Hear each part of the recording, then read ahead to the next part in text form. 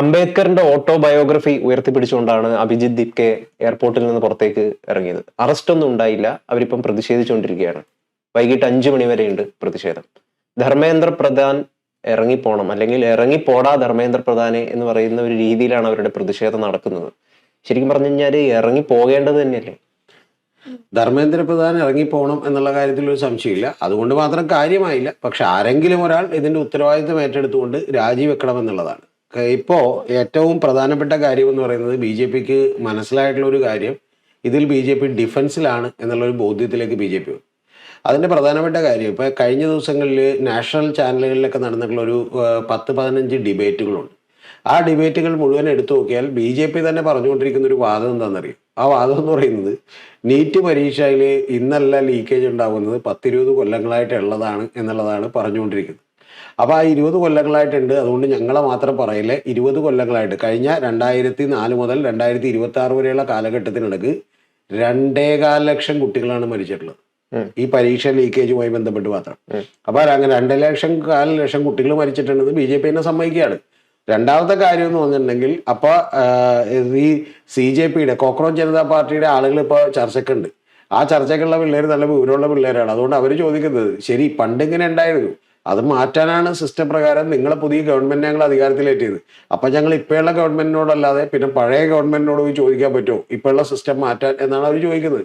അതിന് BJPക്ക് മറുപടിയില്ല, NSUIക്ക് മറുപടിയില്ല, KSUവിനും കോൺഗ്രസിനും മറുപടിയില്ല. KSUവും കോൺഗ്രസും വിലപിച്ചുകൊണ്ടിരിക്കുന്നത് എന്താണെന്നറിയോ? അത് കോൺഗ്രസും NSUIയും പറഞ്ഞുകൊണ്ടിരിക്കുന്ന ഒരു കാര്യം, KSU അല്ല NSUI പറഞ്ഞുകൊണ്ടിരിക്കുന്ന ഒരു കാര്യം, ഞങ്ങളൊക്കെ സമരം ചെയ്യുന്നുണ്ട്, നിരവധി ആളുകൾ സമരം ചെയ്യുന്നുണ്ട്, ഞങ്ങൾ കുറച്ച് ദിവസം ജയിലിലായിരുന്നു, പക്ഷെ അതൊന്നും നിങ്ങൾ മാധ്യമങ്ങൾ റിപ്പോർട്ട് ചെയ്യുന്നില്ല എന്നുള്ളതാണ്.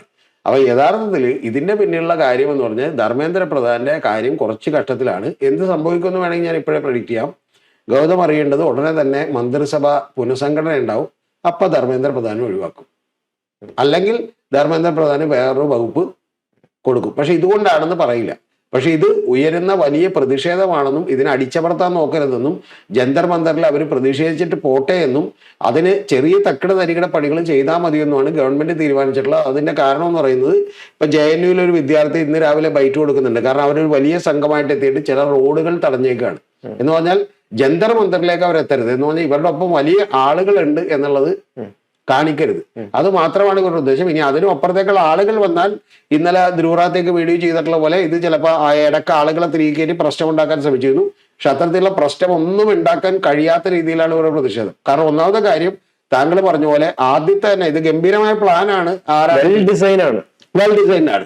കാരണം പുള്ളി കറുത്ത കോട്ടൊക്കെ ഇട്ട് പുറത്തേക്ക് ഇറങ്ങി വരുമ്പോൾ തന്നെ ഹെഡ്സെറ്റൊക്കെ വെച്ച് തൊപ്പിയൊക്കെ വെച്ച് പുറത്തേക്ക് ഇറങ്ങി വരുമ്പോൾ തന്നെ കൃത്യമായിട്ട് അംബേദ്കറുടെയും ഭരണഘടനയും ഉയർത്തി കാണിച്ചു. കൂടാതെ ഇന്ത്യ ഫ്ലാഗ് കൊണ്ടുവരണമെന്ന് പറയണം. പിന്നെ ഇവർ രാജ്യവിരുദ്ധരാണെന്ന് എങ്ങനെ പറയും? ഇന്ത്യ ഫ്ലാഗ് കൊണ്ടുവരണം, പൂക്കൾ കൊണ്ടുവരണം. ഒരാളോട് പോലും കയർത്ത് സംസാരിക്കരുത്. ആരെങ്കിലും ഉണ്ടെങ്കിൽ അവർക്ക് പൂക്കൾ, അതായത് ഒന്ന് ആലോചിച്ചു, ഇനി പോലീസിനോട് ഇവർ തല്ലാൻ പറഞ്ഞാൽ പോലും പോലീസ് തല്ലാൻ വേണ്ടി ഒരു പൂ കൊടുക്കണമെങ്കിൽ എങ്ങനെ ഒരു പോലീസുകാർ തല്ലുന്നത്? ശരിയായിട്ടുള്ള കാര്യമുള്ളത് ഗൗതം ആലോചിക്കും. ഇതൊരു പോലീസുകാരൻ എന്നെ തല്ലാൻ വേണ്ടി വരും, അപ്പൊ ഇത് പൂ പിടിച്ചിട്ട് തല്ലിക്കോ എന്ന് പറഞ്ഞാൽ ആ തല്ലുന്നവർ ഒരു മനസ്താപം ഉണ്ടാവൂലേ? അപ്പൊ അതുകൊണ്ട് ഇത് ശരിക്കും പറഞ്ഞാൽ വെൽ ഡിസൈൻഡ് ആണ്. മോദി വിചാരിക്കുന്നിടത്തൊന്നും നിൽക്കൂല എന്ന് മോദിക്ക് തന്നെ കൃത്യമായിട്ട് IBയുടെ ഇന്റലിജൻസ് റിപ്പോർട്ട് കൊടുത്തിട്ടുണ്ട്. അതുകൊണ്ട് സത്യം പറഞ്ഞാൽ ഒരു കാര്യം കൂടി സംഭവിച്ചിട്ടുണ്ട്. ഇന്ന് രാവിലെയാണ് അവർ പെർമിഷൻ വേണ്ടി അപേക്ഷിച്ചേക്കണേ. എന്നിട്ട് ഇന്ന് രാവിലെ പെർമിഷൻ അല്ലെ, കഴിഞ്ഞ ദിവസം ഇദ്ദേഹത്തിന്റെ ഒരു വക്താവിനോട് ചോദിച്ചപ്പോൾ സാധാരണ ജനറൽ മന്ത്രിയിൽ 7 ദിവസം മുമ്പ് പെർമിഷൻ മേടിക്കണം, അത് മേടിച്ചിട്ടില്ല, അത് ഞങ്ങൾ അന്ന് തന്നെ മേടിച്ചോളൂ എന്നുള്ളത്. അപ്പൊ അതെങ്ങനെ കൊടുത്തു എന്നുള്ളതാണ്. അങ്ങനെ കൊടുത്തു എനിക്ക് തോന്നുന്നത് ചിലപ്പോൾ 7 ദിവസം ആപ്ലിക്കേഷൻ കൊടുത്തിട്ടുണ്ടാവാൻ സാധ്യതയുണ്ട്. അപ്പൊ ഇനി ഉണ്ടെങ്കിലും ഇല്ലെങ്കിലും മോദിക്ക് ഒരു കാര്യം മനസ്സിലായി, ഇത് തടയാൻ ശ്രമിക്കുന്നത് വലിയ പ്രശ്നമുണ്ടാക്കും. അവിടെയാണ് കുറച്ച് സംശയങ്ങൾ രൂപപ്പെടുന്നത്. ഇത് ഒരുപക്ഷെ സർക്കാർ തന്നെ സ്പോൺസേർഡ് ആയിട്ടുള്ള പ്രതിഷേധമാണ്. അത് സംഭവിക്കാം. ഇപ്പൊ RSS ഇതിന്റെ പുറകിലുണ്ട് എന്നൊക്കെ പറയുന്ന കാര്യങ്ങളൊക്കെ തന്നെ ഉണ്ട്. കാരണം എന്ന് വെച്ചാൽ സർക്കാർ തന്നെ സ്പോൺസേർഡ് ആയിട്ടുള്ള പ്രതിഷേധമാണെന്ന് ഞാൻ വിചാരിക്കുന്നില്ല. പക്ഷെ സർക്കാരിന് ഒരു കാര്യം മനസ്സിലായിട്ടുണ്ട്, ഈ ജനത്തിന്റെ രോഷം തണുപ്പിക്കാനായിട്ട് ഇപ്പൊ നമ്മൾ ബംഗാളിലൊക്കെ കാണുന്ന പോലെ ചുമ്മാ ഒരു പ്രതിപക്ഷം ഇരുന്നോട്ടെ എന്നുള്ള ഒരു പ്രതിപക്ഷം ഉണ്ടാക്കാനും അതുവഴി ബാക്കി എല്ലാ പാർട്ടികളെ അടിച്ചു കളയാനും തീരുമാനിച്ചത് ഒരു ഗംഭീര സ്ട്രാറ്റജിയാണ്. ഇല്ലെന്ന് നമുക്ക് ഒരിക്കലും പറയാൻ പറ്റില്ല. പക്ഷെ ഞാൻ വിചാരിക്കുന്നില്ല അങ്ങനെ ഒരു സ്ട്രാറ്റജി ഒന്നും നിലനിൽക്കുമെന്ന്. കാരണം എന്താ വെച്ചാൽ അങ്ങനെയാണെങ്കിൽ അവർക്ക് കുറെ കൂടി പ്രമുഖരായിട്ടുള്ള ആരെങ്കിലും കൊണ്ട് ഈ പണി ചെയ്യിപ്പിക്കണമായിരുന്നു. ഇപ്പൊ അഭിജിത്ത് ദീപ്കെ വന്നു. അഭിജിത്ത് ദീപ്കയുടെ ആളുകൾക്ക് വ്യക്തിപരമായ താല്പര്യമൊന്നുമില്ല. ആകെയുള്ളത് എന്താ, അഭിജിത്ത് ദീപ്കെ പറഞ്ഞിട്ടുള്ള കോക്രോച്ച് ജനതാ പാർട്ടിയും അവരുടെ ആശയങ്ങളോടും തോന്നിയ താല്പര്യമാണ്. ആ താല്പര്യം തീർന്നാൽ അഭിജിത് ദീപ്കെ തീർന്നു. അല്ലാതെ അഭിജിത് ദീപ്കെ ഇപ്പൊ ജയലളിതയെ പോലെയോ അല്ലെങ്കിൽ വിജയനെ പോലെയോ വലിയ ആരാധകരുള്ള ഒരാളല്ലല്ലോ. അപ്പൊ സ്വാഭാവികമായിട്ട് അത് ആ പ്ലാൻ ആയിരിക്കും എന്ന് ഞാൻ വിചാരിക്കുന്നില്ല. ആ പ്ലാൻ ആണെങ്കിൽ അവർ ഏറ്റെടുത്ത ആള് തെറ്റി എന്നുള്ളതാണ് ഞാൻ പറയുക. കാരണം പുള്ളി അഭിജിത് ദീപ്കനെ കൊണ്ട് മാത്രം നാളെ അഭിജിത് ദീപ്കെ ഈ ഗവൺമെന്റിനോട് കീഴടങ്ങി സമരസപ്പെട്ടു എന്ന് വിചാരിക്കും, ഈ രോഷം മുഴുവൻ അഭിജിത് ദീപ്കയ്ക്ക് തണുപ്പിക്കാൻ പറ്റുമോ? ഇല്ല. അപ്പൊ അതുകൊണ്ട് അത് നടക്കുന്നൊരു കാര്യമില്ല. അഭിജിത് ദീപ്കെ ഇപ്പോൾ ഉയർത്തിയിട്ടുള്ള കാര്യം വളരെ കൃത്യമാണ് എന്ന് പറയുന്നത് തോന്നൽ ആളുകൾക്ക് ഉണ്ടായിട്ട് ഞാൻ വിചാരിക്കുന്നത് BJP യഥാർത്ഥത്തിൽ ഇപ്പൊ തടഞ്ഞാൽ ഇത് പിന്നെയും വളരും, ജയിലിലിട്ടാലും വളരും. അതുകൊണ്ട് വലിയ തലവേദനയാവും.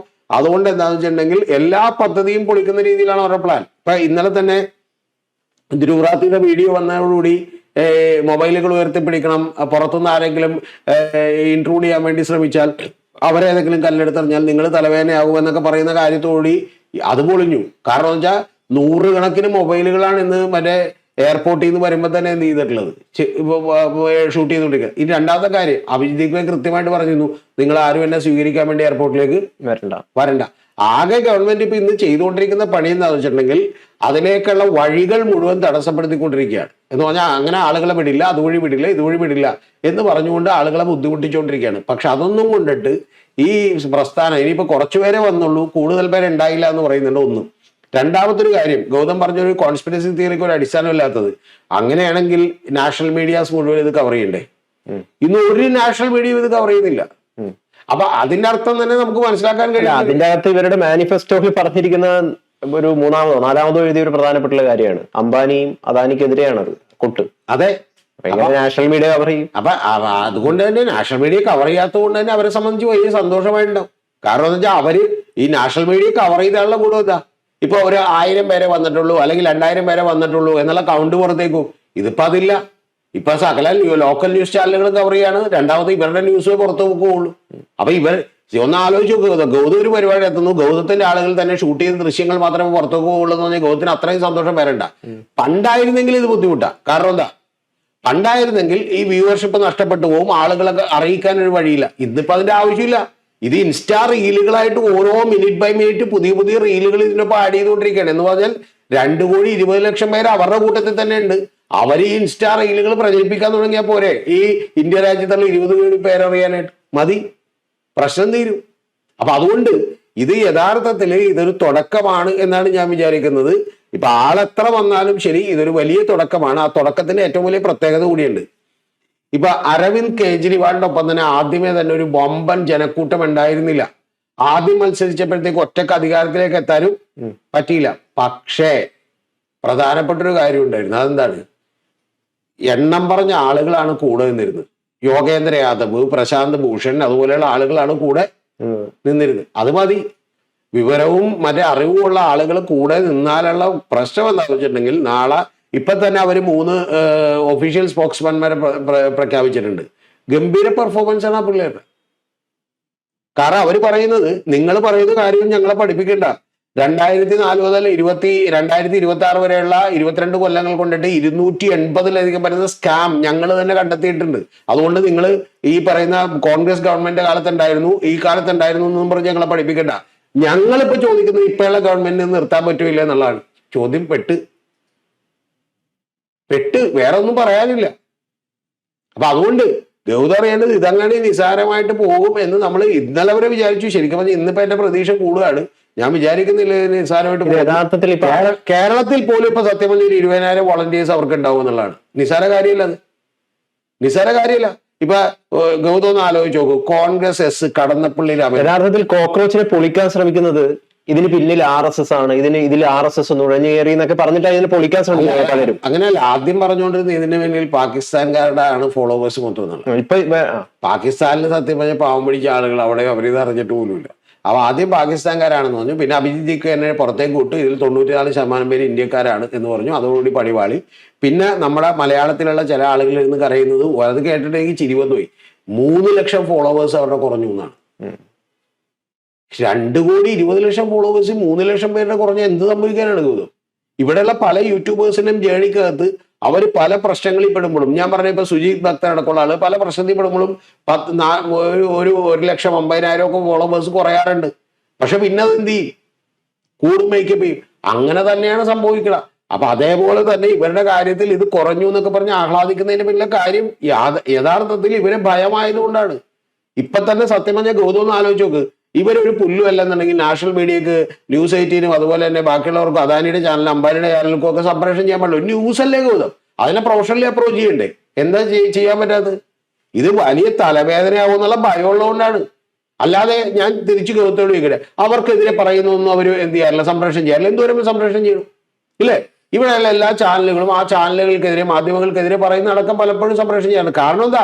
അവർക്ക് ഭയക്കാനില്ല, ഒരാളങ്ങ് പറഞ്ഞിട്ട് പോയിക്കോട്ടെ, കുഴപ്പമില്ലെന്ന് വിചാരിച്ചിട്ടാണ്. പക്ഷെ ഇതല്ല, ഇതൊരു വലിയ മൂവ്മെന്റായി മാറുമോ എന്നുള്ള ഭയം എല്ലാവരിലും ഉണ്ട്. അതാണ് പ്രശ്നം.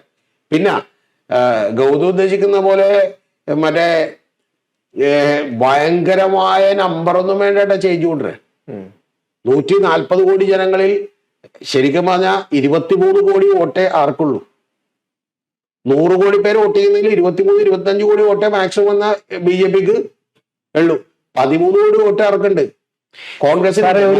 ഒരു രാജ്യം വളരെ കൃത്യമായിട്ടല്ല നല്ല രീതിയിൽ ഭരിച്ചു പോകണമെങ്കിൽ ഒരു ഭരണത്തിലിരിക്കുന്ന ആളുകളുടെ ഇററുകള് കൃത്യമായിട്ട് കാണിച്ചു കൊടുക്കാൻ പറ്റുന്ന നല്ലൊരു പ്രതിപക്ഷം ഉണ്ടായിരിക്കണം എന്നുള്ളതാണ്. അല്ല, അങ്ങനെ ഇല്ലല്ലോ. നല്ല പ്രതിപക്ഷം എന്ന് പറയുന്നത് നമ്മുടെ സങ്കല്പത്തിൽ മാത്രമാണ്. നല്ല പ്രതിപക്ഷമായി CJP ഒക്കെ മാറിയതുകൊണ്ടാണ് ആളുകൾ അതിൻ്റെ ഒപ്പം ചേരുന്നത്. ഇപ്പൊ തന്നെ ഈ പരിപാടി പങ്കെടുക്കാൻ വന്നതിന്റെ ഒരു പ്രത്യേകത ഉണ്ട്. ജന്തർ മന്ദറിൽ മറ്റ് സംസ്ഥാനങ്ങളിൽ നിന്ന് നിരവധി ആളുകൾ ഇതിൽ വന്നിട്ടുണ്ട്. എന്ന് പറഞ്ഞാൽ ഒരു ഓൾ ഇന്ത്യ ലെവലിലുള്ള റെപ്രസെന്റേഷൻ ഇതിന്റെ ഭാഗമായിട്ട് ഉണ്ട്. അപ്പൊ അത് തന്നെ ഒരു സംഘടനാ ഫോമിലേക്ക് ഇത് പെട്ടെന്ന് മാറുകയും ഇന്ത്യ മുഴുവൻ വലിയ പ്രതിഷേധങ്ങൾക്ക് അവർ തുടക്കമിടുകയൊക്കെ ചെയ്തിട്ടുണ്ടെങ്കിൽ ഗൗതത്തിനോട് ഞാൻ പറഞ്ഞ പോലെ മീഡിയകളുടെ, പ്രതിപക്ഷത്തിന്റെ, ഭരണപക്ഷത്തിന്റെ എല്ലാത്തിന്റെ ആഫീസ് കൂട്ടും. ഇതിപ്പോ ആദ്യത്തെ സ്റ്റേജാണ്. ഇത് ഗൗതം മനസ്സിലാക്കേണ്ടത് ഒരു ആദ്യത്തെ സ്റ്റേജാണ്. ഈ ചെറുപ്പക്കാരായിട്ടുള്ള, ഞാൻ പറയുന്നത് ഇപ്പൊ ഇൻസ്റ്റാഗ്രാമിൽ എന്താണെങ്കിലും ഒരു കുടുംബത്തിലെ 5 പേരും കൂടി ഇൻസ്റ്റാഗ്രാമിൽ ഈ കോക്രോച്ച് ജനതാ പാർട്ടി ഫോളോ ചെയ്തിട്ടുണ്ടാവും? ഇല്ല. മിക്കവാറും മാക്സിമം 95% അതിൽ നിന്ന് ഒരാളല്ലേ ഉണ്ടാവുള്ളൂ. ആ ഒരാൾക്ക് സ്വാധീനിക്കാൻ കഴിയുന്ന വേറെ 5 പേരുണ്ടെന്ന് നമ്മൾ ഏറ്റവും കുറഞ്ഞത് വിചാരിക്കണം. അപ്പൊ എത്ര പേരായി? 2,20,00,000 × 5 എന്ന് എടുത്തിട്ടുണ്ടെങ്കിൽ എന്തായാലും 10 കോടി കഴിഞ്ഞു. ആകെ 13 കോടി വോട്ടുള്ള ആർക്ക്? കോൺഗ്രസിന്. അതാണ് ഞാൻ പറയണ, ഇത് കോൺഗ്രസിന്റെ ഒക്കെ തലക്കടിയേക്കും. ഇത് സത്യത്തിൽ ഇന്ന് ഏറ്റവും വലിയൊരു കാര്യം ചെയ്തിട്ടുണ്ട്. അത് CPM ആണ് ചെയ്തേക്കുന്നത്, ബുദ്ധിപരമായി ചെയ്തേക്കുന്നത്. SFIയും ഈ പറയുന്ന പോലെ ഐസയും അതുപോലെ തന്നെ നമ്മുടെ വൃന്ദാക്കാരായിട്ടൊക്കെ ഇതിനകത്ത് പങ്കെടുക്കുന്നുണ്ട്. അത് കാണിച്ചത് ബുദ്ധിയാണ്. മധുരയിൽ പ്രകടനം നടത്തിയപ്പോൾ DYFI പ്രകടനം നടത്താൻ വേണ്ടി കൂടെ നിന്നു. എന്ന് പറഞ്ഞാൽ കൂടെ നിന്ന് അങ്ങോട്ട് വളരാമെന്ന് വിചാരിച്ചു. സത്യത്തിൽ ഇതൊരു വലിയ തന്ത്രം കൂടിയാണ്. കൂടെ നിന്ന് വേണമെങ്കിൽ CPM-നും കൂടി. സാറേ, ഞാൻ ഇതില് കാണുന്ന ഒരു കോൺസ്പിറസി തിയറി അല്ലെ, ഒരു ദുരൂഹത തന്നെയാന്ന് വിചാരിച്ചോ. രാഹുൽ ഗാന്ധി കേരളത്തിൽ വന്നപ്പോൾ ഒരു CJPക്കെതിരെ ആഞ്ഞടിച്ചിട്ടുണ്ടായി. ആ CJP എന്ന് പറയുന്നത് കമ്മ്യൂണിസ്റ്റ് പാർട്ടിയും BJPയും കൂടി ചേർന്നിട്ടുള്ള CJP ആണ്, കമ്മ്യൂണിസ്റ്റ് ജനതാ പാർട്ടി. അത് പറഞ്ഞു കഴിഞ്ഞ് കുറച്ച് മാസങ്ങൾക്ക്, വെറും മാസങ്ങൾക്ക് ശേഷമാണ് മറ്റൊരു CJP ഉദയം ചെയ്യുന്നത്. ഒറ്റ വ്യത്യാസമേ ഉള്ളൂ, കോക്രോച്ച് എന്നുള്ള പേര് അവിടെ ഉണ്ട് എന്നുള്ളതാണ്. അതും ഇതും തമ്മിൽ വലിയ കാര്യമൊന്നുമില്ല. അത് പേരൊന്നായി എന്ന് മാത്രമേ ഉള്ളൂ. സത്യം പറഞ്ഞാൽ ഇത് അറിഞ്ഞിരുന്നെങ്കിൽ പുള്ളി ഇത് പറയില്ലേ. ഇത് പുള്ളി അന്ന് വന്നത് പറഞ്ഞത് കേരളത്തിലെ നേതാക്കന്മാർ ചെവിയിൽ ഓതിക്കൊടുത്ത കാര്യം പുള്ളി പറഞ്ഞതാണ്. അതെന്താണെന്ന് വെച്ചിട്ടുണ്ടെങ്കിൽ ഒറ്റ കാര്യമുള്ളൂ. നമ്മൾ ഇവിടുത്തെ രാഷ്ട്രീയത്തിൽ എപ്പോഴും നിങ്ങൾക്കറിയാത്തൊരു കാര്യം എന്ന് പറയുന്നത് ഒരു അജണ്ട തീരുമാനിക്കും. ഈ തെരഞ്ഞെടുപ്പിൽ നമ്മൾ എന്തിനെയാണ് പ്രൈമറിലി ഫോക്കസ് ചെയ്യാൻ പോകുന്നത്, രണ്ടാമത് എന്താണ്, അതിൽ നിന്ന് വരുന്ന ചോദ്യങ്ങൾക്ക് നമ്മൾ എങ്ങനെ നേരിടണം. അതിൽ ആദ്യത്തെ UDFന്റെ അജണ്ട എന്ന് പറയുന്ന ഒരൊറ്റ കാര്യമായിരുന്നു.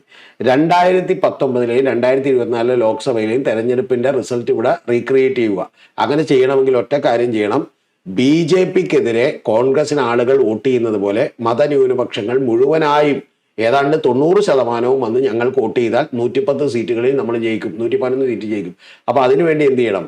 കമ്മ്യൂണിസ്റ്റ് പാർട്ടിയും BJPയും ഒന്നാണെന്ന് പറയുന്ന കാര്യം വരുത്തി തീർക്കണം. അതിന്റെ സാഹചര്യങ്ങൾ ഇവിടെ അതിന് മുമ്പേ ഉണ്ട്. എന്താണ്? ദത്താത്രേയ ഹോസപ്പിളയെ ADGP കണ്ടതും PV അൻവർ പുറത്തു വന്ന് പറഞ്ഞ കുറെ കാര്യങ്ങളും ഒക്കെ ആയിട്ടുള്ള ഒരു സാഹചര്യം ഇവിടെ ഓൾറെഡി നിൽക്കുന്നുണ്ട്. ആളുകൾക്ക് സംശയമുണ്ട്. ആ സംശയത്തെ കൃത്യമായിട്ട് അങ്ങോട്ട് അരക്കിട്ടുറപ്പിക്കാൻ താങ്കൾ വന്നത് പറയൂ എന്ന് പറഞ്ഞുകൊണ്ട് പറഞ്ഞാണ്. ഇതേപോലെ തന്നെ രേവന്ത് റെഡ്ഡിക്ക് മലയാളമൊന്നും അറിയില്ല. അയാളോട് പറഞ്ഞു, ഈ പറഞ്ഞ പോലെ നീ പോടാ മോനെ ഈ പറഞ്ഞ വിജയാന്ന് എഴുതി കൊടുക്കാൻ പറഞ്ഞു. പുള്ളിക്ക് മനസ്സിലായിട്ടില്ല. നീ പോ മോനെ വിജയാന്ന് എഴുതി പുള്ളി വെച്ചു. അതിനുശേഷം പുള്ളി ലെറ്റർ ഹെഡിലും അത് തന്നെ വെച്ചു. അപ്പൊ അതുകൊണ്ട് അത് തന്ത്രം മാത്രമാണ്, അല്ലാതെ ഇതുമായിട്ടൊന്നും ബന്ധമില്ല. ഇതായിട്ട് നമ്മള് ചേർക്കുന്നതിലും കാര്യമില്ല. CJP എന്നുള്ളത് കൊണ്ടാണ്. CJP അത് യാദൃശ്ചികമായി വന്നുപോയ ഒരു കാര്യമാണ്. പാറ്റകൾ നമ്മുടെ കേരള ഇന്ത്യൻ രാഷ്ട്രീയത്തിൽ ആരെയൊക്കെ തിന്നും എന്ന്, ആരെയൊക്കെ കരണ്ട് തിന്നും എന്ന് മാത്രമേ ഇത് നോക്കാറുള്ളൂ. കാലിനടിയിലെ മണ്ണ് ഒലിച്ചു പോയിക്കൊണ്ടിരിക്കുക, അവര് പോലും അറിയാതെ ഒലിച്ചു പോയിക്കൊണ്ടിരിക്കുകയാണ്. ഒരു സംശയമില്ല. അതിപ്പോ എല്ലാ രാഷ്ട്രീയ പാർട്ടികളെ ഒലിച്ചു പോയിക്കൊണ്ടിരിക്കുകയാണ്. പ്രധാനമായിട്ടും ബി ജെ പിയുടേതാണ്, ഒരു സംശയമില്ല. രണ്ടാമതായിട്ട് കോൺഗ്രസിന്റെയാണ്. ലോക്കൽ രാഷ്ട്രീയ പാർട്ടികൾക്ക് അത്തരം പ്രശ്നം ഉണ്ടാവില്ല. കാരണം ഇതിന്റെ ഒരു ഇപ്പൊ അണ്ണാ ഹസാരെ മൂവ്മെന്റുമായിട്ട് ഇതിനിപ്പോ താരതമ്യപ്പെടുത്തുന്നുണ്ട്. കാരണം പീസ്ഫുൾ ആണ്, അങ്ങനത്തെ ഒരു മാതൃകയാണ് ഇവർ പിന്തുടരുന്നത് എന്നുള്ളത്. പിന്നെ ഈ ആപ്പിന്റെ മീഡിയ സെല്ലിന്റെ വലിയൊരാളൊക്കെ ആയിരുന്നല്ലോ ഈ അഭിജിത് ദീപ്കെ എന്ന് പറയുന്നത്. ഇതിന്റെ ഒരു പ്രത്യേകത എന്ന് പറയുന്നത് യൂത്താണ് ഇവിടെ മുൻപന്തിയിലുള്ളത് എന്നുള്ളതാണ്. മറ്റേത് ആന്റി കറപ്ഷൻ ഒക്കെ ആണെങ്കിലും ഇവിടെ യൂത്തിന്റെ ഒരു രാഷ്ട്രീയം എന്ന് പറയുന്ന ഒരു സാധനം ഡെവലപ്പ് ചെയ്തു വരുന്നത്. ഗൗതം ശ്രദ്ധിച്ചു നോക്കിയിട്ടുണ്ടെങ്കിൽ താങ്കൾ പറഞ്ഞ അണ്ണാ ഹസാരയുടെ സ്ട്രൈക്ക്, ആ സ്ട്രൈക്ക് അണ്ണാ ഹസാരെയാണ് മുമ്പിൽ നിന്ന് നയിച്ചത്, വളരെ വയോധികനായിട്ടുള്ള മനുഷ്യരാണ് എന്നൊക്കെ ഉണ്ടെങ്കിൽ പോലും ഈ ഇന്ത്യയിൽ ഉണ്ടായിട്ടുള്ള എല്ലാ മൂവ്മെന്റുകളുടെയും പിന്നിൽ ഇത്തരത്തിലുള്ള ഒരു യൂത്തിന്റെ ഒരു വളരെ വൈബ്രന്റ് ആയിട്ടുള്ള ഐഡിയോളജികളും അവരുടെ പ്രവർത്തനങ്ങളും ഉണ്ടായിരുന്നു. അതൊക്കെ നമ്മൾ കൃത്യമായി പഠിക്കേണ്ടതാണ്. ഇപ്പൊ അടിയന്തരാവസ്ഥ കാലത്ത് യഥാർത്ഥത്തിൽ JP മൂവ്മെന്റ് എന്ന് പറഞ്ഞ മൂവ്മെന്റ് ഉണ്ടായ ജയപ്രകാശ് നാരായണനെ പോയി വിളിക്കുന്നത് ആരാന്നറിയോ? അന്ന് 26 വയസ്സുള്ള ലല്ലു പ്രസാദ് യാദവാണ്. അപ്പൊ അന്ന് 26 വയസ്സേ ഉള്ളൂ. ഇപ്പൊ അഭിജിത് ദീപ്കയ്ക്ക് 30 വയസ്സുണ്ട്. അപ്പൊ ഞാൻ പറഞ്ഞു വന്നത് അങ്ങനെ എല്ലാ തരത്തിലും യഥാർത്ഥത്തിൽ അരവിന്ദ് കെജ്രിവാളിന് അന്ന് എത്ര വയസ്സുണ്ട്? കുറഞ്ഞ വയസ്സേ ഉള്ളൂ. അദ്ദേഹം ഒന്ന് ആലോചിച്ച് നോക്കുക. ഇതുപോലെ IRS റിട്ടയർ ചെയ്തിട്ട് വരുന്നു, അതായത് അദ്ദേഹത്തിന് സുഖമായി ജീവിക്കാനുള്ള കാര്യങ്ങളെല്ലാം ഉണ്ടായിട്ടും അത് ഉപേക്ഷിച്ച് അദ്ദേഹം ഇതിനകത്തേക്ക് വരുന്നു എന്ന് പറയുന്ന ഒരു പ്രതീതി തന്നെ ഉണ്ടായിരുന്നു. കൂടാതെ യോഗേന്ദ്ര യാദവ് ഉണ്ടായിരുന്നു, നിരവധി ആളുകൾ ഉണ്ടായിരുന്നു. അതായത് രാഷ്ട്രീയത്തിൽ കമ്പാരിറ്റീവ്ലി നമുക്ക് ഇപ്പോൾ ഒരു 50 വയസ്സ് 45 വയസ്സെന്നൊക്കെ പറഞ്ഞ ഒരു യങ്ങാണെന്ന് പറയും. ആ യങ്ങായിട്ടുള്ള ആളുകളുടെ തന്നെ ഒരു വലിയ നിര ഈ അണ്ണാ ഹസാരയുടെ മൂവ്മെന്റിന്റെ പുറകിലും ഉണ്ടായിരുന്നു. അതുപോലെ നമ്മുടെ ഈ പറയുന്ന പോലെ ഏറ്റവും ആദ്യത്തെ IPS ഓഫീസർ അടക്കം നിരവധി ആളുകൾ, ഇന്ത്യയിലെ ആളുകൾ ഇതിന്റെ പുറകിലുണ്ടായിരുന്നു. ആ ഒരു ജനതയിലേക്ക് അട്രാക്റ്റഡ് ആയ പോലെ തന്നെയാണ് ഈ CJPയും വരുന്നത്. അതുകൊണ്ട് ഇത് തീർച്ചയായിട്ടും പണ്ടൊക്കെ ഉണ്ടായിട്ടുള്ളതുകൊണ്ട് ഒരു ആവർത്തനം തന്നെയാണ്. ഇത് ഇന്ത്യയിൽ മാത്രമല്ല ലോകരാഷ്ട്രീയത്തിലൊക്കെ തന്നെ ഇങ്ങനെ തന്നെയാണ് ചേഞ്ചസ് ഉണ്ടായിട്ടുള്ളത്. അപ്പൊ ആ ചേഞ്ചസ് ഉണ്ടാകാനുള്ള ഒരു തുടക്കമാണ്. അതുകൊണ്ടാണ് വലിയ തോതിലുള്ള അറ്റാക്ക്, ആദ്യം പാകിസ്ഥാൻകാരനാണെന്നും വായി തോന്നിയതൊക്കെ വിളിച്ചു പറഞ്ഞുകൊണ്ടിരിക്കുന്നത് അതുകൊണ്ടാണ്. പക്ഷേ പിടിവിട്ട് നിൽക്കുകയാണ്. ഇനി വന്നിട്ട് ഉടനെ തന്നെ പുള്ളിയെ പിടിച്ച് അറസ്റ്റ് ചെയ്യാനും പറ്റില്ല. എന്താ കാര്യം എന്നറിയോ? പുള്ളിനെ പിടിച്ച് അറസ്റ്റ് ചെയ്ത് ജയിലിലേക്ക് ഇട്ടുകഴിഞ്ഞിട്ടുണ്ടെങ്കിൽ ഇവിടെ കോടതിയുണ്ട്. കോടതിയിൽ ചെന്ന് ചോദ്യം ചെയ്യുമ്പോഴത്തേക്ക് നിങ്ങൾക്ക് തെളിവ് അവിടെ എന്ന് ചോദിക്കുമ്പോൾ ഞങ്ങൾ സീൽഡ് കവറിൽ കൊണ്ടുവരാന്ന് പറഞ്ഞാൽ സീൽഡ് കവർ പൊട്ടിക്കുമല്ലോ. പൊട്ടിക്കുമ്പോ എവിടെ തെളിവ്? ഒരു തെളിവ് ഉണ്ടാവില്ല. കഴിഞ്ഞ ദിവസം സുപ്രീം കോടതി തള്ളി ഇത് ഇവര് പ്രതിഷേധിക്കുന്നതിൽ ഒരു ഹർജി കൊടുത്തപ്പോ ഇപ്പൊ പരിഗണിക്കാൻ പറ്റില്ല എന്ന് പറഞ്ഞു. അല്ല, അതാ പറഞ്ഞ ഇത് ഞാൻ പറഞ്ഞത്. ഇത് മാത്രമല്ല, ഇപ്പൊ പ്രബീർ പുർഗായ സ്റ്റേ 83 കോടി രൂപ വന്നു ന്യൂസ് ക്ലിക്ക്. ഞാനന്ന് അദ്ദേഹത്തിനെതിരെ വീഡിയോ ചെയ്ത ആ ന്യൂസ് ക്ലിക്കിന്റെ ആളെ അറസ്റ്റ് ചെയ്തു. പക്ഷെ പിന്നെ കോടതി ജാമ്യം കൊടുത്തു. കാരണം തെളിവുകൾ ഹാജരാക്കാൻ പറ്റുന്നില്ല. അപ്പൊ തെളിവുകൾ ഹാജരാക്കുക എന്ന് പറയുന്നത് വലിയ പ്രധാനപ്പെട്ട ഒരു വിഷയമാണ്. അപ്പൊ അതുകൊണ്ട് തന്നെ ഇന്ത്യ പോലെ ഒരു രാജ്യത്ത് ഇപ്പൊ നിങ്ങൾ സ്ട്രാറ്റജിക്കലി എടുക്കേണ്ട നിലപാട് അതങ്ങ് നടന്നു പോയിക്കോട്ടെ എന്ന് വിചാരിക്കലാണ്. എന്നിട്ട് അതിനെ നേരിടാമെന്ന് BJP വിചാരിച്ചുകൊണ്ടാണ്. ഞാനത് നേരത്തെ തന്നെ പറഞ്ഞിരുന്നു. ഈ വീഡിയോയിൽ ഇവിടെ തന്നെ ഇരുന്ന് നമ്മൾ വീഡിയോ ചെയ്ത് പറഞ്ഞിരുന്നു, ഇത് വിട്ടുകളയാണ് BJPക്ക് നല്ലത്. യഥാർത്ഥത്തിൽ ആരാണ് രാജ്യദ്രോഹികൾ എന്ന് കോക്രോച്ച് ജനതാ പാർട്ടി കാണിച്ചു തരികയാണ്. കാരണം അഭിജിത് ദീപ്കെ വന്നു കഴിഞ്ഞാൽ NIA ഉടൻ ഓടിച്ചാടി വരും, ഇയാളെ അറസ്റ്റ് ചെയ്ത് കൊണ്ടുവരും, IB വരും എന്നൊക്കെ പറഞ്ഞിട്ട് കുറെ തള്ളു നടത്തിയ കുറെ അധികം ആളുകളുണ്ട്. ഇവർ യഥാർത്ഥത്തിൽ ഈ സിസ്റ്റത്തിൽ, ഈ രാജ്യത്തിൽ സംഭവിക്കുന്ന ഇററിനെ പറ്റിയിട്ട്, പ്രശ്നങ്ങളെ പറ്റിയിട്ട് ഒരക്ഷരം മിണ്ടുന്നില്ല. ഇങ്ങനെയുള്ള ആളുകളാണ് യഥാർത്ഥത്തിൽ രാജ്യദ്രോഹികൾ. അവരെ രാജ്യദ്രോഹികളായിട്ട് മുദ്ര കുത്തണം. അല്ല, ഗൗതം പറഞ്ഞത് കറക്റ്റാണ്. കാരണം എന്ന് വെച്ചാൽ ഇപ്പൊ അഭിജിത് ദീപ്കെ ഭയങ്കര മോശപ്പെട്ട ആളാണ്, ഗൂഢാലോചനയുണ്ട്. ശരിക്കും പറഞ്ഞാൽ മറ്റേ ഇത് മാത്രം പറഞ്ഞിട്ടില്ല. അതെനിക്ക് ചിരി വന്നു. ജോർജ് സോറോസിന്റെ പണം മേടിച്ചിട്ടെന്ന് പറഞ്ഞിട്ടില്ല. എനിക്കവിടെ ഇത്തവണ ജോർജ് സോറോസ് വെറുതെ ഇരിക്കട്ടെ എന്ന് വിചാരിച്ചിട്ടുണ്ടോ? അപ്പൊ ബാക്കിയുള്ള എല്ലാ കാര്യങ്ങളും പറഞ്ഞിട്ട് പുള്ളി ഇന്ത്യയിലേക്ക് വന്നിട്ടെന്ന ഗവൺമെന്റ് അറസ്റ്റ് ചെയ്യാം. അപ്പൊ ഗവൺമെന്റിൽ ഒന്നുമില്ല, അങ്ങനൊരു കാര്യമില്ല. ഈ പറഞ്ഞ നമ്മളെ കേരളത്തിലടക്കമുള്ള ദൂരം ചാനലുകളിലാണ് ഈ തള്ളു പറഞ്ഞതെന്നറിയാമോ?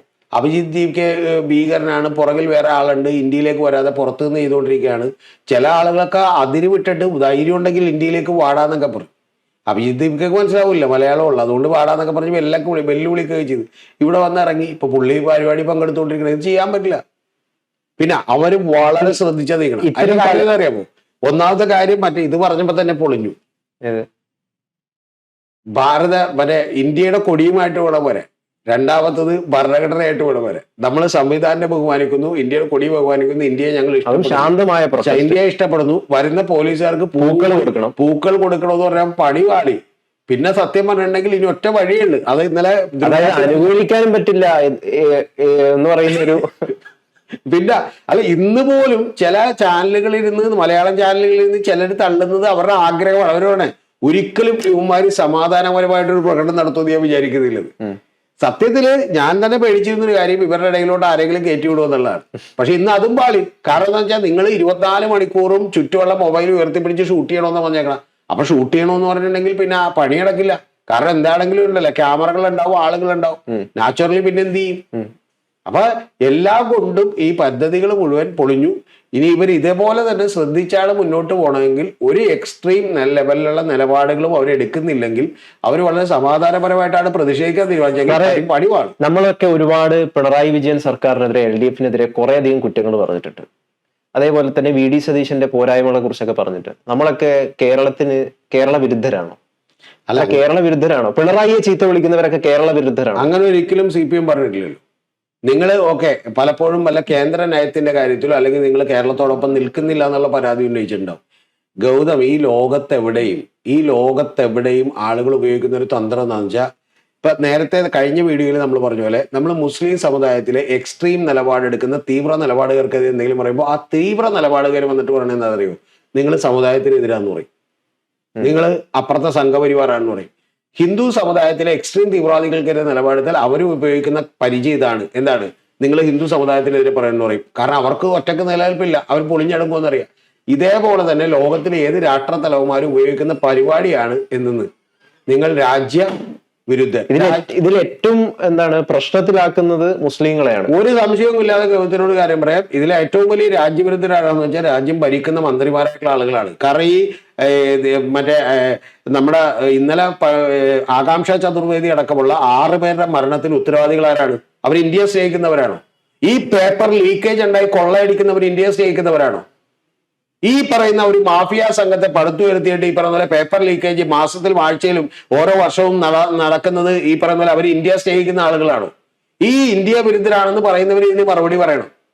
6 പിഞ്ചു കുണ്ടികൾ, 18 വയസ്സുള്ള കൊച്ചുങ്ങൾ, ഏതിൽ ഡോക്ടറാകും എന്ന് വിചാരിച്ച് സ്വന്തം വീട്ടിൽ അച്ഛനും അമ്മയും കടമെടുത്തും കഷ്ടപ്പെട്ടും ഈ പറഞ്ഞ പോലെ വയലേലകളിൽ പണിയെടുത്തും പാചക തൊഴിലാളിയിൽ പണിയെടുത്തും സ്വന്തം മകളെ പഠിപ്പിച്ച് ഡോക്ടറാക്കാന്ന് വിചാരിച്ചപ്പോ ആ കൊച്ചുപിന് വാചകൊണ്ട്, അച്ഛാമ്മേ ഞാൻ ഡോക്ടറാകുമെന്ന് നിങ്ങൾ വിചാരിച്ചിരുന്നു, പക്ഷെ എനിക്കത് കഴിയാതെ പോയി, എന്നോട് ക്ഷമിക്കണം.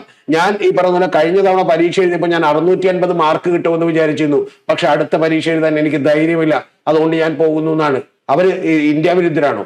ശരിക്കും പറഞ്ഞാൽ 6 പേരെ കൊന്ന ഈ മാഫിയകൾക്കെതിരെ നടപടിയെടുക്കാതിരുന്ന, ഒരു പരീക്ഷ പോലും കൃത്യമായി നടക്കാതിരുന്ന ആളുകൾ തന്നെയാണ് രാജ്യത്തോട് ദ്രോഹം ചെയ്തിട്ടുള്ളത്.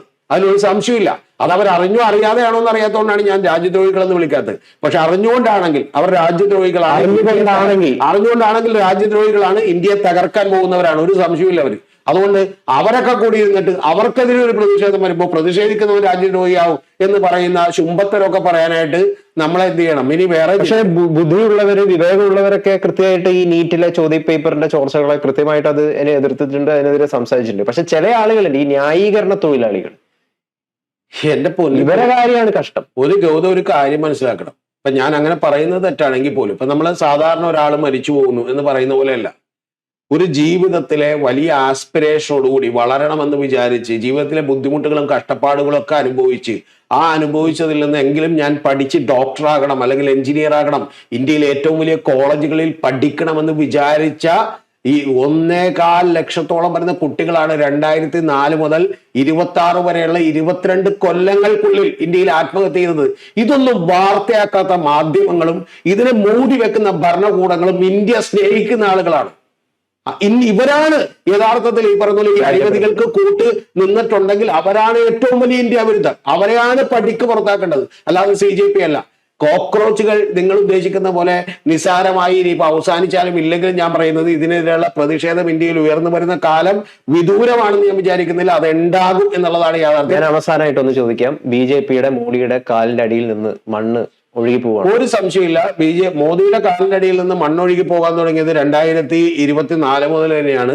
BJPയുടെ വോട്ട് പെർസെന്റേജിൽ കുറവുണ്ടായി, BJPയുടെ സീറ്റുകളിൽ കുറവുണ്ടായി. അതിനുമൊപ്പം നിങ്ങൾ അറിയേണ്ടത് ഇപ്പോഴും BJPയും അതുപോലെ കേന്ദ്ര ഗവൺമെന്റും ഒക്കെ നുണ പറഞ്ഞുകൊണ്ടിരിക്കുകയാണ്. GDPയിൽ 7.7% വരുന്ന ഗ്രോത്ത് ഉണ്ട് എന്നാണ് പറയുന്നത്.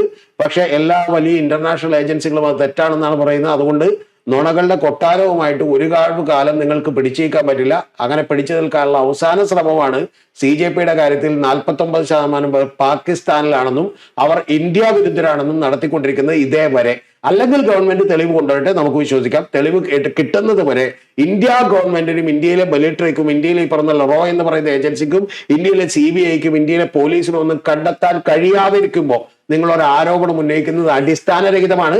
അങ്ങനെ ആരോപണങ്ങൾ ഈ പറഞ്ഞ പോലെ തെളിവുകൾ ഉണ്ടെങ്കിൽ നിങ്ങൾ അന്ന് അഭിജിത്ത് ദീപ്കെ എന്ത് ചെയ്യണമായിരുന്നു? എയർപോർട്ടിൽ വെച്ച് അറസ്റ്റ് ചെയ്യണമായിരുന്നു. എന്ത് നടന്നില്ല? തീർച്ചയായിട്ടും. അപ്പൊ അവസാനം പറയുമ്പോൾ ഇത്രേ പറയാനുള്ളൂ, രാജ്യം മുഴുവൻ പാറ്റകൾ പടർന്ന് കയറട്ടെ, പടർന്ന് പിടിക്കട്ടെ, ഒരു തിരുത്തൽ ശക്തിയായിട്ട് നിലനിൽക്കാൻ അവർക്ക് സാധിക്കട്ടെ. കാത്തിരുന്ന് കാണാം.